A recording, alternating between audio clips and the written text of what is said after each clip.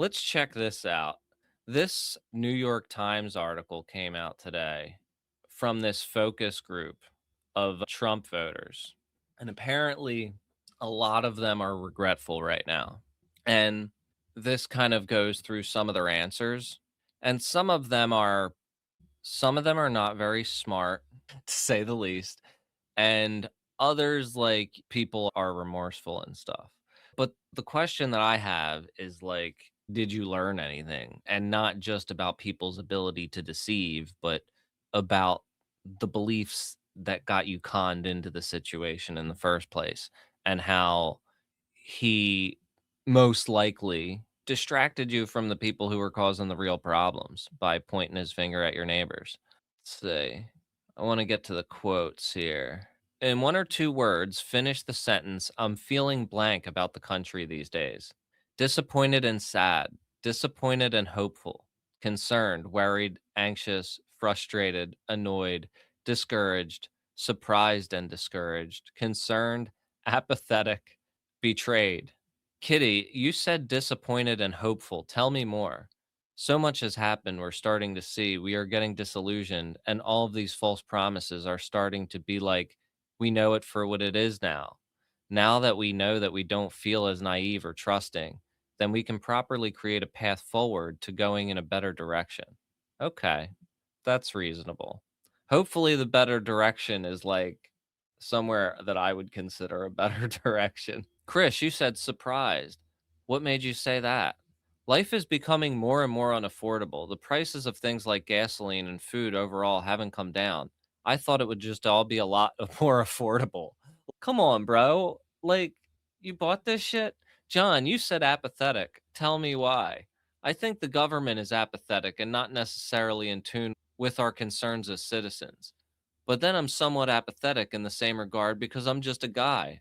I vent with my friends, I vent with my family. In the scheme of things, is it going to move the needle? Probably not, but it's nice. I don't know if I have a comment for that one. Okay, Francesca, tell me why betrayed.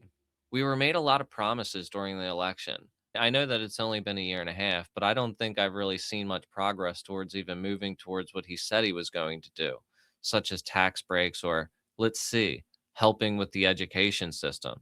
I feel like he just defunded a lot of the education systems, the schools. I don't know why he made so many promises. He made so many promises so your dumbass would vote for him. That's why he made all the promises. Like, this is politics 101. You're 26 years old, Francesca from Washington. Have you felt this way for the last year and change since Donald Trump has been in office? Or have you felt this way for a long time? I think it's just how it is. As I've grown up, it hasn't really gotten any better. It's hard to get a home. I've been in apartments for forever. I don't really see any hope for that kind of thing. And yeah, that sucks. And like, I understand, like, people get desperate and they want to believe things. We knew the bad parts, you know what I'm saying? And even with all the good things he was promising, you had to overlook the bad parts, which kind of ruled out the good parts, because somebody who's going to do the bad parts is not going to give you the good things that they're promising just by nature of their personality and the kind of person that would do things like the bad things that they're promising, if that makes any sense. But Daniel, you said you feel annoyed. How long have you felt annoyed? Living in California, our governor, it's just all false promises. All these additional taxes that are coming out, money's not being well spent, just no accountability whatsoever. And with the current administration, it's somewhat new every week. Doge, Venezuela, immigration, Iran. This week, the president's feuding with the Pope. I'm very disappointed, and I served in the military. There's a reason why I voted for Trump. Usually, Republicans are pro military, but this whole conflict with Iran is just uncalled for. Yeah, this is another one of those things. Isn't pro military wanting to keep them alive, keep them home, keep them safe, keep them actually in a position to actually defend if there is ever a danger to this country, which I don't really think that there is.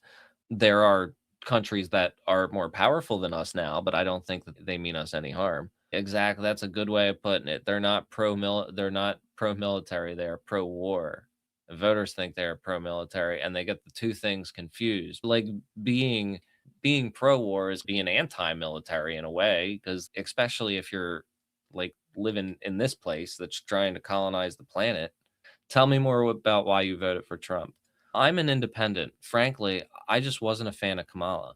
It was the lesser of two evils. I I could have written in somebody, but I felt like I had a better chance of a little hope with Trump. I was hoping that Congress and other branches would keep him in check and that he'd have better advisors and that maybe the second go around he'd learn some lessons. But it seems like it's just total chaos. And that is really wild for me because multiple of these people have said this in this further down in this interview or in this focus group. And it's just kind of weird because do you know that he has immunity now and that he tried to like take over the government when he lost? I think he's shown that he is not somebody who's going to temper his worst instincts. Woman from Alabama says, when he said he was going to try to fix immigration, I was behind it. But then the way he did it, it's just not the way I agree with.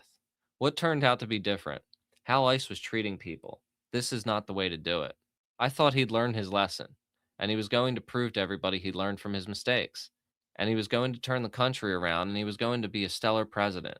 But it turned out to be a horror movie. I was so wrong to vote with the vote for him. What are you pointing to when you say that things turned out to be a horror movie? There's not one promise that he made that he's followed through on. He said we are not going to be in any wars. We have had wars. We're discriminating against anybody that looks different than us or believes in whatever religion or sexual preference. That's not what we're about. I don't watch the news anymore because I get depressed. Like, I really do appreciate that you're saying those things, but like, it was obvious he was going to do those things.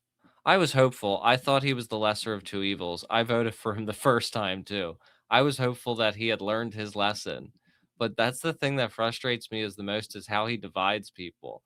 Like all these people with the yes, that is their ages in their bios. So these people mostly 50 plus, except for Francesca, who I yelled at earlier, who was 26.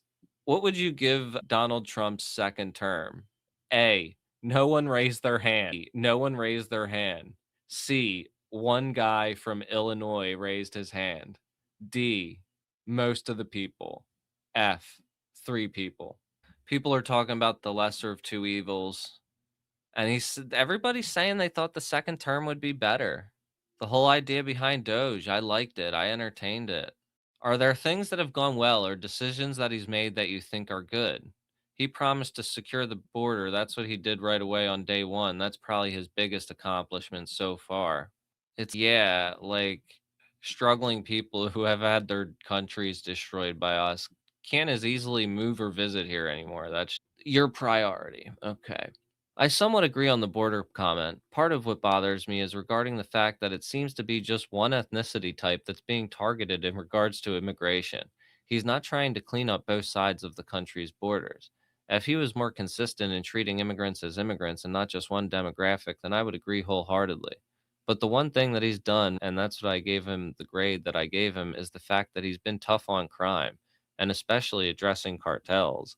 I don't know where you get that, and tough on crime is just means like you're a hard ass and you talk tough. But then again, he's put Nazi stormtroopers into the streets. So is that what you're talking about? There was a lot of crime. What is with these people with the crime? Not that all crime was coming from immigrants, but there were groups of people that were just allowed here freely and they were taken. None of this exists. None of this is even happening. Like they make up these fucking they just lie so blatantly about shit. Crime has been consistently down. It went up like briefly during COVID for obvious reasons and has been on the back on the decline ever since. People that grew up in the 80s when New York was like a war zone are saying that crime's a problem today when things are much safer than they were for 40 years ago. Yeah, it's rough, man. Why does time go so quickly? He did initiate the ending of the penny, silly as that is, and he initiated getting us out of the World Health Organization and the Paris Climate Agreement. 2 positive things, I guess, if you really look on the whole. I will give him one thing. Whoa, actually, I can say a couple things. I hate his fucking guts, but I will say releasing Ross Ulbright was good, even though the fucking Bitcoin people paid him to do that. The marijuana rescheduling was good, but not far enough. Probably paid for that. But these people, they're not good things. Like, I think we should have stayed in the fucking Paris Climate Agreement. World Health Organization, I have mixed feelings on. He does what he wants almost without any repercussions. The Kennedy Center, the Kennedy Trump Center, he got a little bit of pushback, but he's doing it. I don't like it, but he does what he says he's going to do, whether we like it or not. Everybody talking about the immigration thing, he really weaved a very good narrative about the immigration thing. And by good, I don't mean good, skilled, like a skilled manipulator. Who do you think Trump is most focused on? Mexicans, Spanish people. My boyfriend looks Mexican, dark hair, black mustache, beard. He was pulled over by an ICE immigration and they checked his ID and all that. I feel just because of how he looked. I see them pulling people over and it seems like just one race, which is unfortunate.